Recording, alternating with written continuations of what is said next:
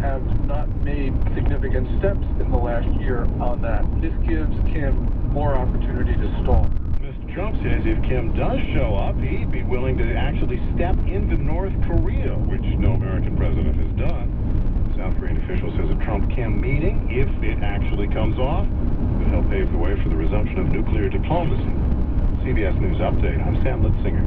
WBBM News Time 4:32. The News Watch continues. This portion sponsored by the American Lung Association. After a stormy week and a generally wet spring, a warm summer weekend in Chicago has people enjoying times outdoors. As geese lazily swam across the Washington Park Lagoon, Robert Brown of Englewood and one of his cousins decided to try their luck at fishing. Caught a couple of catfish and everything else, and cod. A couple of crappies and all that. So, how's it feel to finally have some summer weather? Man, feels good. Better than the winter. Some rode their bikes on the path that circles the lagoon. Others put out chairs and blankets and enjoyed the warm afternoon on the cool grass. And at least one person said it was a chance to get away from the violence that has plagued the South Side. In Washington Park, Jim Goodes, News Radio 105.9 FM. Rescuers have found a third body that may be from a wreck of a 26-foot recreational boat in the Sanitary and Ship Canal on the southwest side.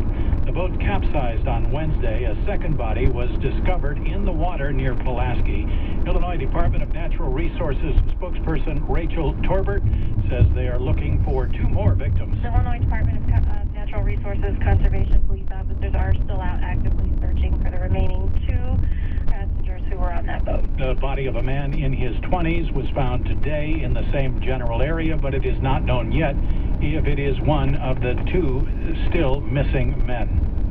A 52-year-old Chicago man who spent years warning children in one of the most violent neighborhoods in the city about the dangers of guns and gangs has been shot and killed. Chicago police say Henry Daniels was in an alley in the East Garfield Park neighborhood on the city's west side last night when he was shot in the leg, stomach, and back. He was pronounced dead a short time later at Norwegian American Hospital. The Chicago Tribune reports that people in the community where Daniels lived told of how Daniels talked to children about ways they could resolve disputes without resorting to violence. Police say no arrests have been made. His death is one of two so far this weekend, and 19 other people have been wounded in shootings.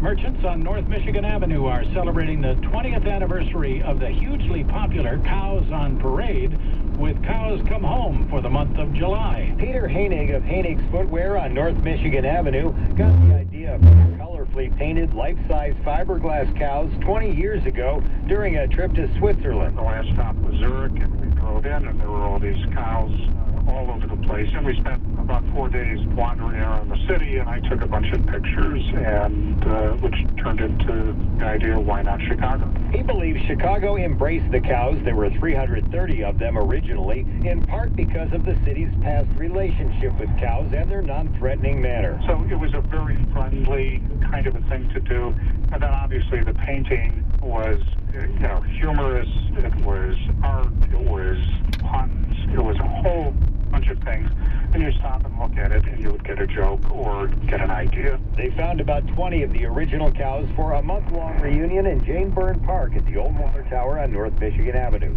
Mike Krauser, News Radio 105.9 FM. WBBM News Time 4:35. Searchers have found a hiker who's been missing in the mountains north of Los Angeles for a week.